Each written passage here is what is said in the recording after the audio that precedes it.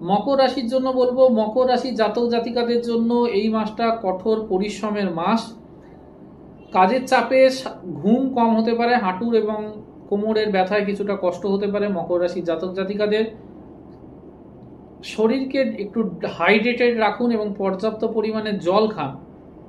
আর্থিক দিক থেকে বলবো, আয়ের চেয়ে আপনার কিন্তু একটু ব্যয় বেশি হতে পারে মকর রাশি মকর লগ্নের মানুষদের। তবে কোনো পুরনো ঋণ বা লোন কিন্তু পরিশোধ করতে পারবেন আপনি, যা আপনাকে কিন্তু একটু মানসিক শান্তি দেবে।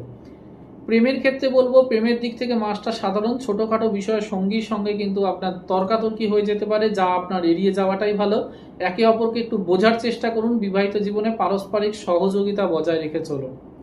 যদি কোনো সমস্যা থাকে অবশ্যই দেখান স্ক্রিনে দেওয়া নাম্বারে, কারণ এই মাসটা বৃহস্পতি তুঙ্গস্থ হচ্ছে। আপনাদের জন্য এই মাসটা রেমিডিস করা সব থেকে ভালো হতে পারে। অন্তত আপনাদের কি সমস্যা রয়েছে সেটার জন্য একবার কাউন্সেলিং করিয়ে নিন যদি পারেন।